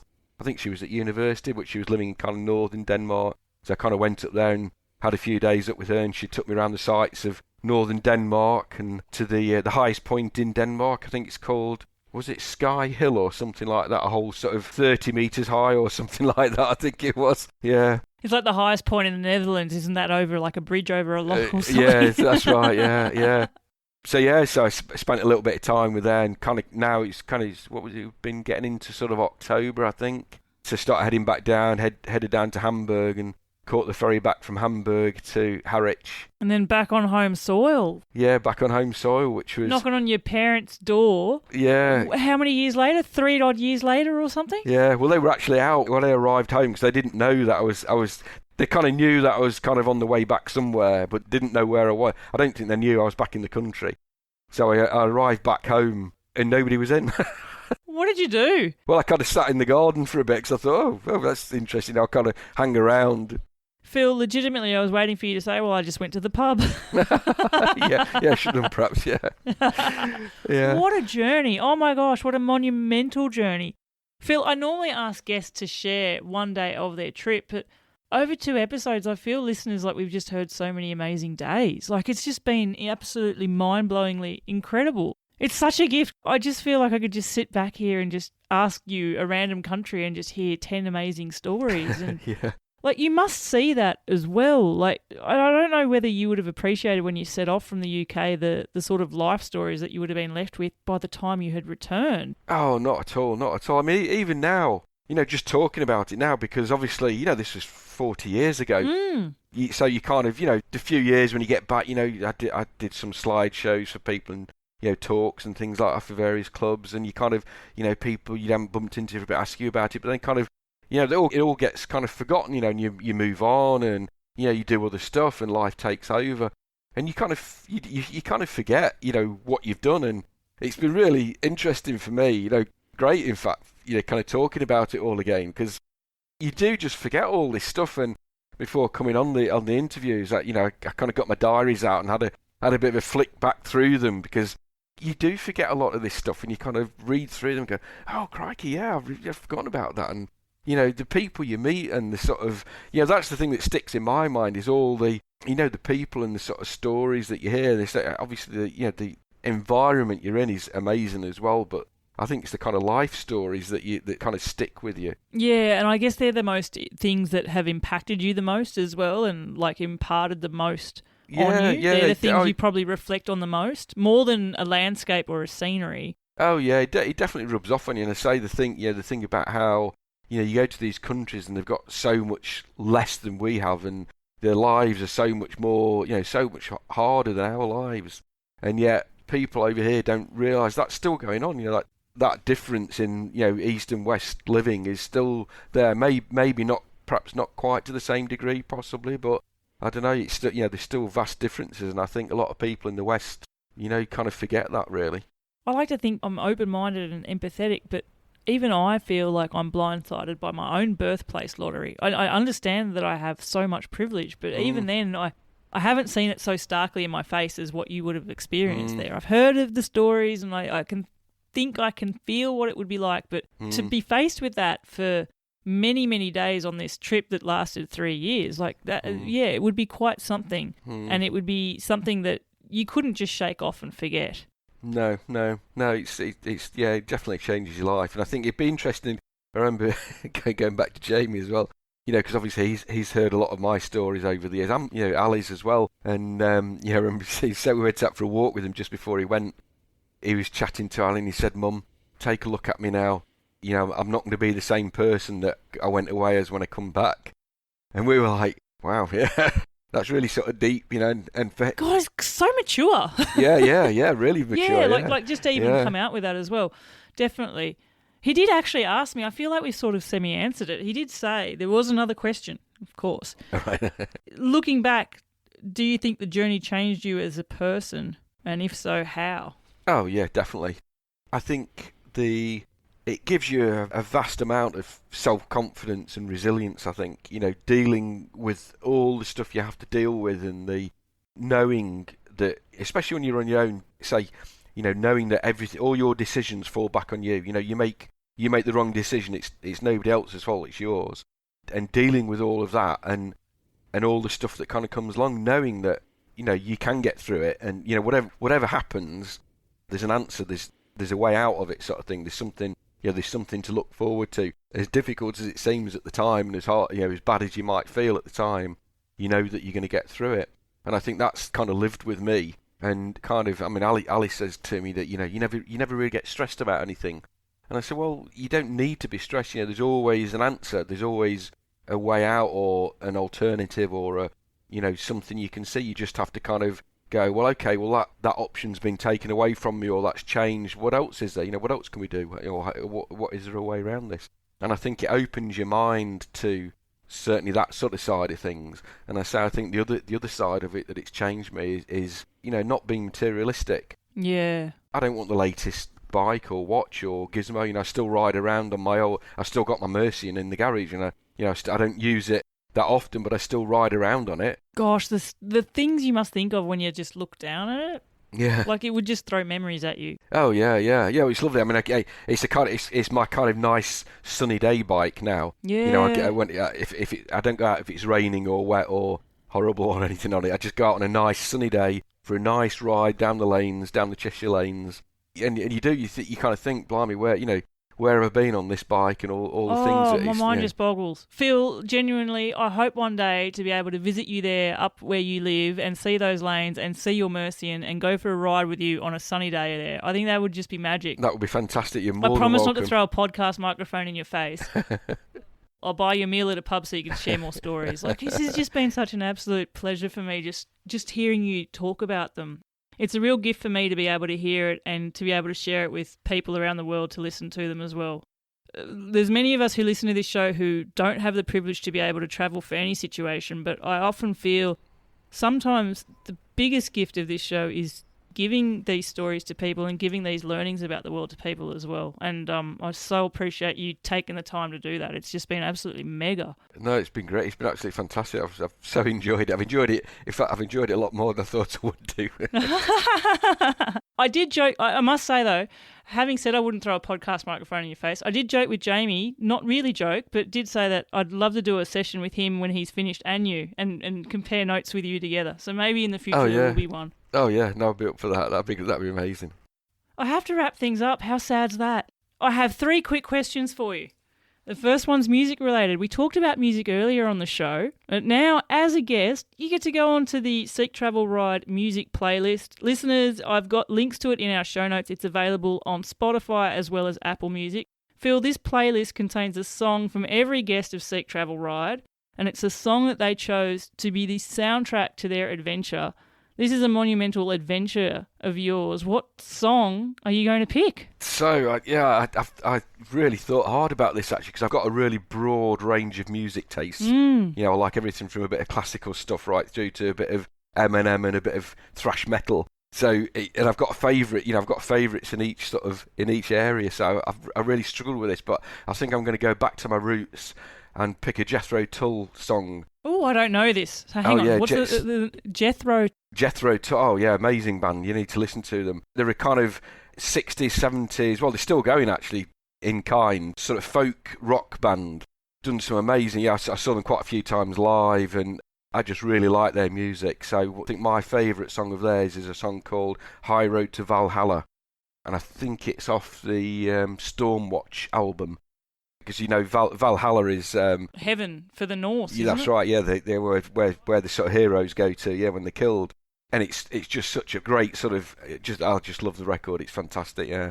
I guarantee you, once I get off this, I'm going to go and listen to that song. Oh yeah, it's great. Yeah, and listen to the other albums. Some of the other albums as well. They're brilliant. I might have to add it on my own playlist. Yeah, I must say, the Seek Travel Ride music playlist. My gosh, it's got to be close to 6 hours long now. So, wow. If you're after an eclectic mix the next time you're out touring. Yeah. Put it on in your ears, and like I said, each song is someone's adventure. That's what I love about it. Yeah, excellent. Alrighty, 2 questions left. This will be an interesting answer. Feel I already know the answer to this, but anyway. You're given the choice one day, Phill. You can choose to go left down a road, and that road leads to never-ending, bone-jarring, washboard corrugations. The type that would rattle your fillings out forever. There's no smoothness there. Or you could go the other way, but you have a never-ending, relentless, almost stop you in your tracks headwind. Which one are you going to choose? Oh, no, easy answer for that. It's got to be the corrugations. Oh, it had to be the corrugations. Yeah. I mean, you took your bike up never-ending corrugations and hills and everything up Everest. Yeah. I find headwinds are just so demoralising, because you kind of feel cheated, especially when you ride up a hill or whatever, and you get to the top and you think, oh, at least I've got a bit of downhill, I've got a little bit of a rest here, and then you have the headwind and you've got to pedal down the hill, and it's just so demoralising. Yeah. In the valleys in the Pyrenees, it's your reward for climbing the mountain is a long descent, but often that long descent's into a cheeky headwind. Oh yeah. You got to pedal. Yeah. And the thing about corrugations as well is, there's always that little bit of an edge on the side of the corrugations where it's just kind of the sweet spot before the sort of rough area on the edge, and you get the sort of dust thrown up in the corners. I remember when we went across the Baluchi Desert from the Taftan border up to Quetta. It was about 800 kilometres, I think, and it was mostly corrugations across the desert. And it was just, you found this sort of sweet spot on the side, but it was all the stand varied, and sometimes you'd be riding along and it'd be quite hard packed. And then it'd suddenly just turn into this really soft stand, and you'd be forced back out into the actual proper corrugations. But yeah, no, be corrugations all the way. Oh, I knew it was going to be. I didn't even need to ask it, but I need to have it on record. All right, final question. I know I'm going to love your answer to this. And I just want you to finish this sentence for me. And the sentence is, the best thing about taking a bike adventure is... Oh, great. It's got to be meeting the people. I think meeting, when you on a... So I've done, having done quite a lot of travels in various forms, in cars, motorbikes, backpacking. I think when you arrive somewhere on a bike, people don't see you as a threat. I think they take you in very quickly, because they kind of go, especially when you're in an area where, any kind of travelling is hard, you kind of appear on this bike and they look at you and go, what on earth are you doing on a bike here? And I think that kind of opens doors immediately, and they don't, the divide between, obviously, there's the cultural divide that you have between yourselves, but it just seems to dissipate and you're just two people in a place sort of thing, and I think that's the best thing about travelling by bike, the sort of the lack of barriers, that it makes all the barriers sort of fall away generally anyway. Yeah. And it's a conversation starter. It's a sign of vulnerability in a way, that you don't have much with you. Yeah, you're not seen as the rich tourist, even though, a lot of bikes these days cost a lot of money, but, you're kind of just seen as almost, oh, you're one of us, you've arrived on a bike.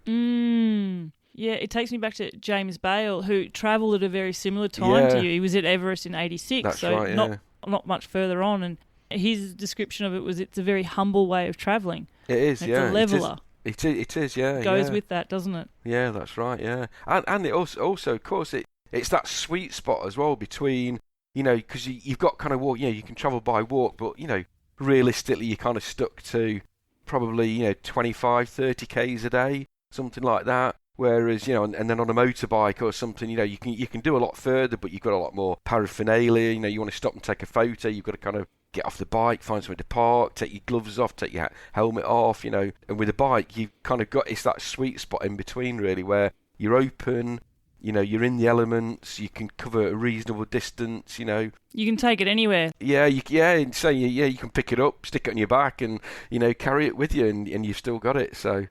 Yeah. And the places you've carried it to as well. Yeah. Oh, what an absolute trip. What a journey. A life-changing journey, legitimately. Oh, definitely, yeah. Like, I can only just imagine the stories. There would be things that you would flick through, Phill, like that, your journals or photos, the little memorial plaque of you were arrested and meant to be put in a Chinese jail. Yeah. The next time you eat a banana prawn. The stories that brings back. It's been an absolute pleasure. Like, Phill Hargreaves, you have taken us on a real journey. And listeners, I hope that you've appreciated listening to these stories now as we reach the end of part 2 of Phill and his adventures, the UK to Australia and all the way back again. A story of legend, one of the first to get to Everest Base Camp. You still have your beautiful Steel Mercian cycle there. I challenge you to look at it today. Take a photo of it and send it to me. I will do. It has been an absolute pleasure, Phill Hargreaves. Thank you so much for sharing your stories and experiences here for us on the podcast at Seek Travel Ride. Yeah, it's been an absolute pleasure. Thanks for having me on, Bally. It's been really great. And there we have it, listeners. A wrap up on a most incredible bike adventure by Phill Hargreaves there. Almost 3 years to go from the UK to Australia via base camp and then back again. My mind was continually blown through these 2 podcast sessions that I had with Phill, just hearing the stories and also knowing that no doubt there are still hundreds more that are contained within his adventure. I definitely welcome you to check out our Instagram account where I have got a lot of photos from these journeys that Phill has taken up there, because the photos paired with Phil's stories really add an extra layer and insight into what it must have been like for him to venture out there on the road. Now, listeners, if you have been enjoying Seek Travel Ride and you would like to show some love and appreciation for the work that I'm putting together here on the show, you can do so by buying me a coffee. Simply head to buymeacoffee.com/Seek Travel Ride or hit the link in the show notes. Buy me a virtual brew. But most importantly, leave me a message and let me know where your bike adventure is going to take you. Until the next episode, I'm Bella Malloy. Thanks for listening.